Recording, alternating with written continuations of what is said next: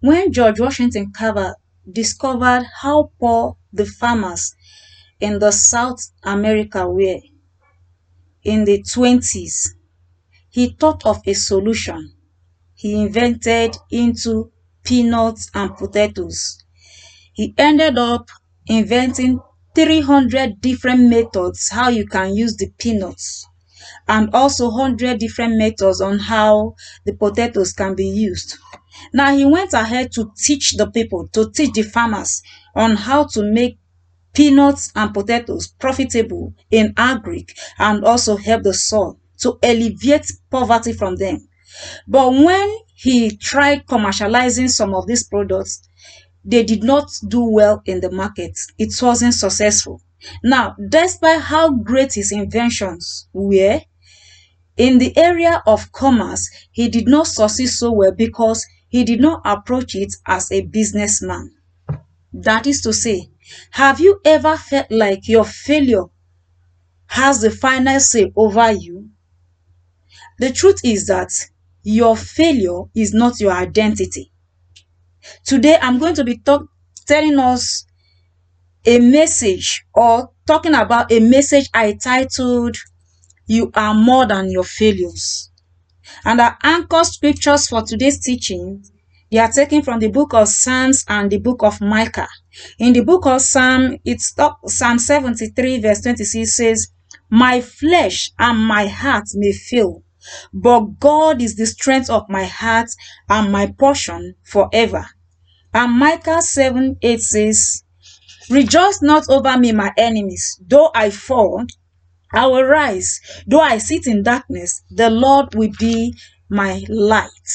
Now, I want us to understand three basic things about life, about failure, about success. Failure is not the end of you. Failure is not the end. It is just an event. That is number one thing I want you to know. It is not the end. Failure is an event. It is not your identity. What do I mean by this? It simply means that when you try to do something, for example, you want to invent anything on your marriage, on your business, on your career, on your life, anything whatsoever you are pursuing, you take a decision, you take a step that you believe will give you a positive result, and it fails, it flops. That isn't you. That is an event. That is a method. That is a process that failed. It doesn't identify who you are.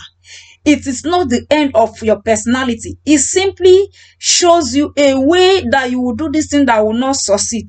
That means you have to find another way that will succeed. So failure is not an event. Your mistake is an event, Your mistake is an event, a method, a process that failed. It is not your personality. It does not identify who your person is. So failure is not the end. It's just an event that does not identify your personality. It's just a process that you took, or it's just a decision that you took that did not end up the way you expected it to end up. So it's not your identity, it's an event. Number two, I want us to understand is that God lifts the fallen.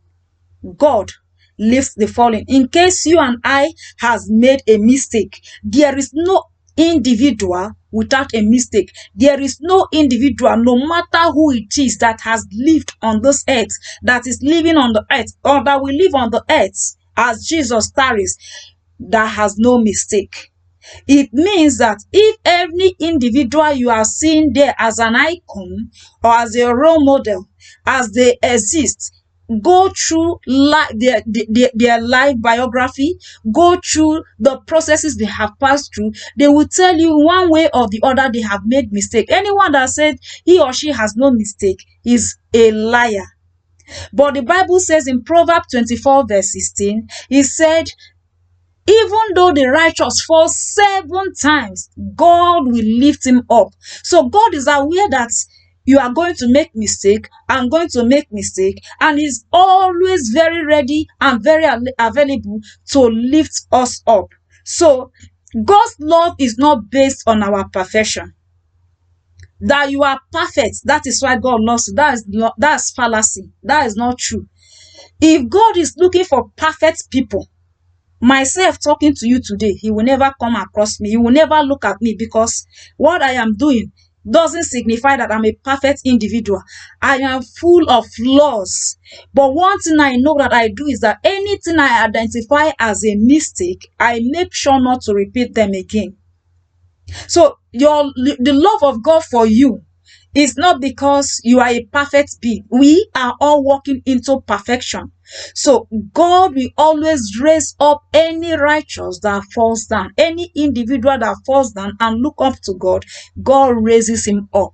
Even if the righteous falls 7 times, the Bible says in Proverbs 24:16 that God will raise him up. So it is not out of your perfection that God raises you. It is out of the love of God for you and for me that God raises us up. Then the third thing I want us to look at is that there is a space, there is a possibility for a fresh start. If you have tried this process, if you have tried this method, if you have tried this act and it did not give you the results that you need, the results that made you to go for it, know that God himself has given me an opportunity for a fresh start. Everything we do to achieve a particular result that is positive. Now, if we end up doing things that does not give us that particular result that we needed, it means we have encountered ways of not getting it right.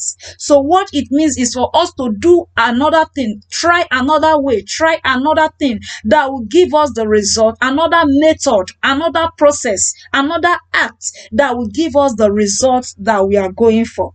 There is a possibility for a fresh start. Why?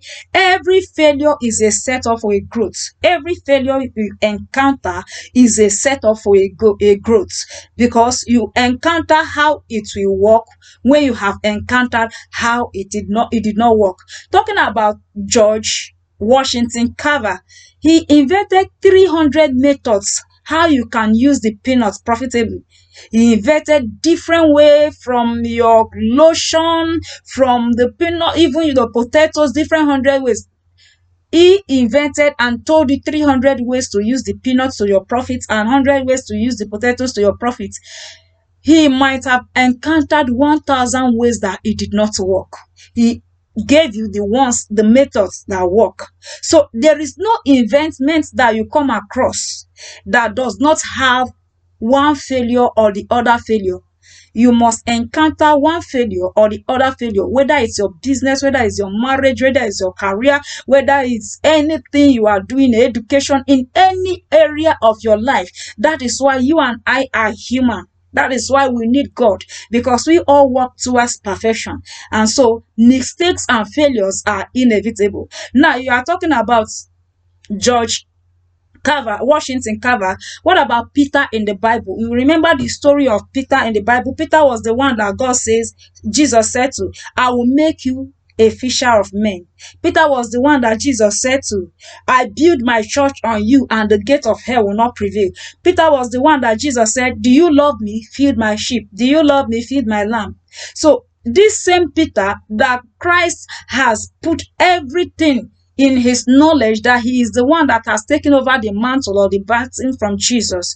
When the real trial came to Peter, Peter denied Christ 3 times in a go in the presence of Christ. 3 times at flat, that is, denied him first, denied him second, denied him third, within the circle of an hour, just in the presence of Christ. The one that Christ said, I build my church upon. The one that Christ said, do you love me? And he said, yes, you know I love you. The one that Christ said, I will make you the fisher of men. When men asked him about Christ, he denied. He failed woefully. He did not even score 1/3. He scored 0/3. So he failed woefully. But what happened when Peter came back? When Christ came back and empowered him with the Holy Spirit, Peter became so formidable, so strong, so powerful that his shadow could heal the sick. He became so formidable that even when people lied in his presence, the Spirit of God inside of him killed them. Talking about Ananias and Sapphira, his wife. That was how powerful he became when he came back. So God knows that as man, there is this is a must, is a shorty that will make mistakes, but God is so much interested in our coming back when we fall. Now, I want us to understand that God sees us beyond our fall, beyond your fall, beyond my fall. God sees us. Now, I want to paint a picture for us to understand properly what I'm talking about. That God sees us beyond our fall. He sees our comeback. Like babies, every adult that sees a baby that is about to walk, learning how to walk, the baby throws a step, throws a second step, and the baby falls.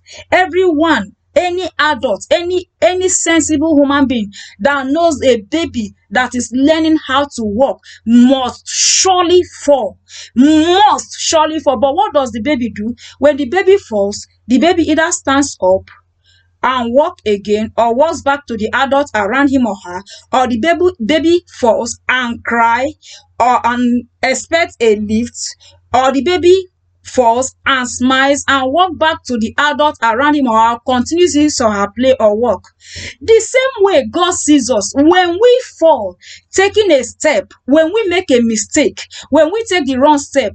God sees beyond that fall that we are falling. What God is expecting from us is to arise and walk back, have a comeback, have a comeback. We are not supposed to mourn our falling for a long time, like that baby that will fall and cry and expect to be helped up, or gets up, jacks up, even crying to take another step. That is the same way. So when we are taking steps, God understands that we are taking baby steps into any adventure, into anything that He has given unto us, whether any area of our life. So as we are taking steps, He has seen us falling before we fell, and He expects us also to rise up, to come back, because He sees our coming back, He sees our rising up beyond He sees our falling. He knows that the mistake of our life is inevitable.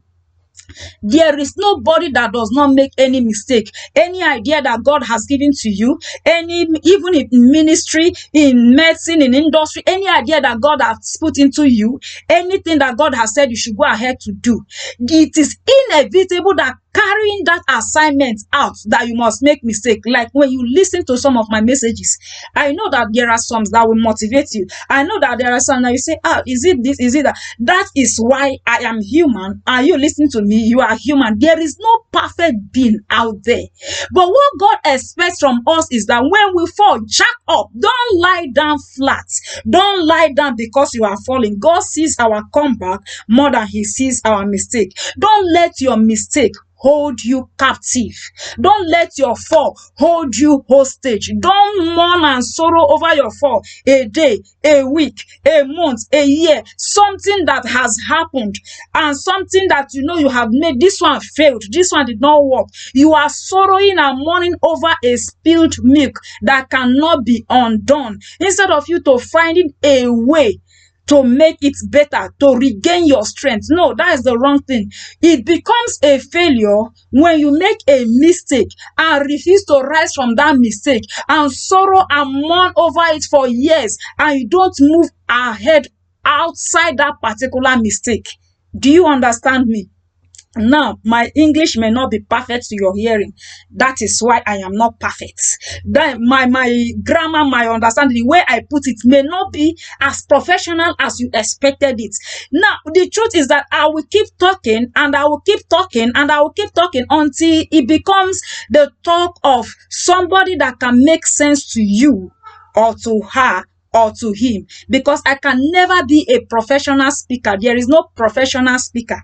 We are all babies in the body of Christ. My point is, don't let your mistakes hold you back. I was supposed to do it like this and I did not do it like this. I made a mistake after I have planned. And you sorrow and you mourn and mourn and mourn and you don't move up. It now becomes a failure. But when you fail, you make a mistake, rise above your failure. rise above your failure and take a new step. In case it is something that has offended God, your mistake is something that related into offense against God or against humanity, always remember that God is available to show you and I mercy. What we need to do is to go back to the throne of grace and to the throne of mercy and ask God for forgiveness. If your mistake is the mistake of offense against God or humanity, ask God to have mercy upon you. He will forgive you. If you are a perfect being, you will not be human. We walk towards perfection, and it is the love of God that makes us perfect. That is when we know what we have done that is wrong, we return back to God and ask God for mercy. So if it is the offense, if your mistake or your failure is based on offense against God or against man, ask God for mercy, ask God for forgiveness, ask that individual for mercy, and then anchor onto the strength that God will give to you when you return back to him.